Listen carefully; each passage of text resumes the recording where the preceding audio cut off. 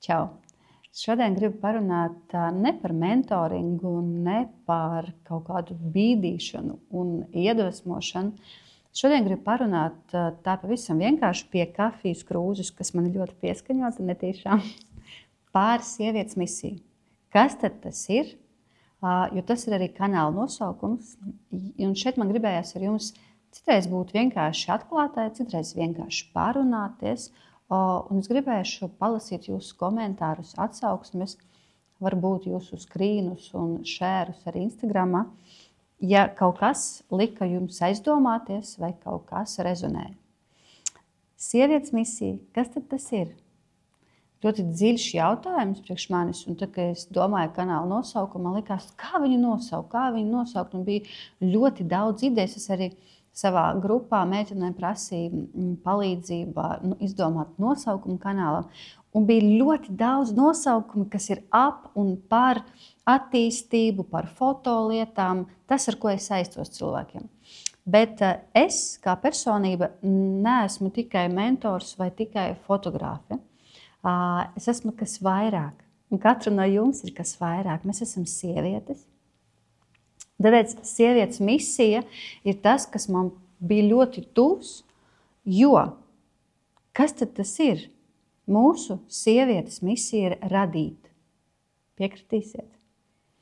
Radīt ne tikai dzīvību, jo tikai sieviete var radīt dzīvību, bet tas vārds radīt tādā plašākā nozīmē. Mēs varam radīt gaisotni, mājās, darbā, tur, kur mēs esam. Mēs varam radīt arī dzīvību. Mēs varam radīt projektus un īstenot.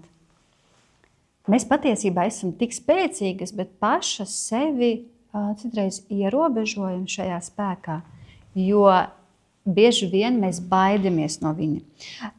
Man pašai ir tas stāsts. Es nesen pati spēlēju transformācijas spēli Lila, joprojām viņu spēlēju, pareizāk sakot. Ir jāturpina. Un tur atklājās viena lieta, kas arī motivē mani aizdomāties par šo sievietes spēku. Man likās, ka man viss ir tādā totālā balansā. Es ļoti labi sevi pazīstu. Es zinu, ka mani ir gan vīrišķīgā enerģija, gan sievišķīgā, kad es māku ar viņām virtuozi manipulēt, tad ieslēgt to, tad šo. Un tad spēles laikā atklājās, ka ņifigā es nezinu. Asaras un puņķi, jo es sapratu, ka es patiesībā baidos no tās sievišķīgās enerģijas. Patiesībā tajā ir tāds spēks, kuru es vēl neizmantoju. Man savā prātā likās, kad iet uz priekšu, sasniegt es varu ar vīrišķo enerģiju, es viņu pazīstu, viņi man palīdz. Un to sievišķo man likās, ok, es ieslēgšu dejošanā, jo tu man seko Instagram, tu zini, ka es dejoju. Tad es viņu varu ieslēgt kā pavadonu transformācijas spēlē Lila. Tad es viņu varu ieslēgt citreiz kopā ar savu vīrieti, citreiz laba piebilde, jo bieži vien es nemāku pārslēgt. Tad es viņu ieslēdzu ar bērniem un vēl šad tad, kad man vajag. Bet tajā sievišķībā, tā mana sievietes misija ir tā kā turēt balansā, tādā līdzsvarā abas šīs enerģijas. Nevis vienu noniecināt. Un tagad es domāju arī tu, kas notiek ar tavu iekšējo vīrieti un tavu iekšējo sievieti. Kā viņām tur ir, šīm divām pusēm? Vai tu vispār viņas pieņem? Vai tu viņas izmanto? Kuru no viņām tu izmanto vairāk? Varbūt tu esi tā, kura māca abas divas izmantot. Tad padalies, uzraksti par to Instagramā, jo es tikai mācos to. Es ļoti labi pārzinu to vīrišķo, ar kuru es eju, un tikai tagad apgūstu sievišķo. Un te es jūtu to misiju, ka man ir jāiemācās tas darīt. Jo ar to vieglumu, ar to pieņemšanu, mīlestību, nesteidzību, maigumu, atklātumu un vēl tie smukie vārdi, es arī varu sasniegt, bet nelaužoties, plūstot. Un tas ir tas jaunais, ko es apgūstu. Tā ir mūsu sievietes misija, manuprāt, attīstīties, radīt, baudīt, iepazīt sevi, arī sasniegt. Tas nenozīmē, ka mēs sevi nenovērtējam un mēs vienkārši tikai plūstam. Pieņemt to, ka mēs esam ļoti plašas, ka mēs varam spēlēt jebkādas lomas, neierobežot sevi, bet reāli dzīvot tādu pilnvērtīgu dzīvi, mēģinot, darot un iepazīstot. Un šeit, šajā kanālā, es jums rādīšu arī sievietes, kuras to dara, un mēs no katras varam iedvesmoties. Paskatieties sev apkārt, tu paskaties sev apkārt. Un paskaties, kādas sievietes tev ir apkārt, tavā vidē, tavā Instagramā, ko tu no viņām vari paņemt.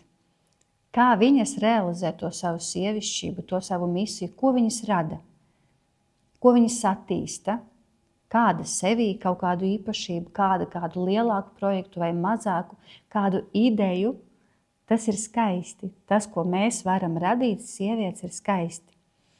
Un tāpēc mums ir vērts apvienoties, jo kopā mēs esam nežēlīgs spēks.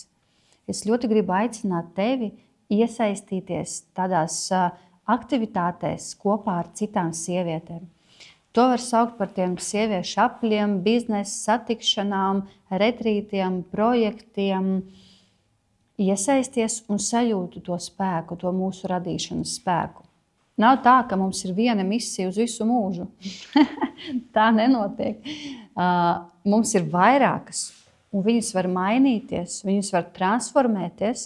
Sākumā tu esi, mamma, tava misija ir radīt dzīvību.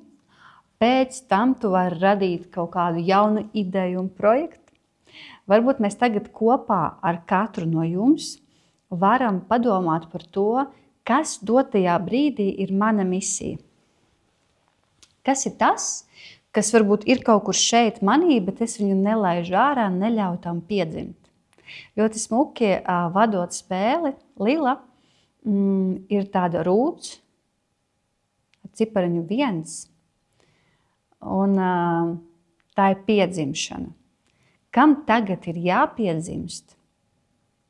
Kas ir tas, ko tu tik ilgi nesā prātā, sirdī, ko tu tik ļoti gribi? Kaut kas jauns posms, jauna ideja, jauna lieta. Mūsu misija ir dabūt to ārā. Uzraksti, padalies, kas tavuprāt tagad ir tas, kam ir jāpiedzimst. Man būs interesanti palasīt, varbūt mēs varam viena otru šādi iedvesmot. Nu, lūk, es tev ceru, ka īsi, bet varbūt gari izstāstīju par kanāla nosaukumu, kāpēc sievietes misija, kas ir mūsu misija. Un šeit dzimst jaunas idejas, jaunas sarunas, jauna iedvesma katrai no jums. Un šeit dzimst arī jaunas sievietes. Jo tā transformācija notiek pamazam no viena video uz otru video.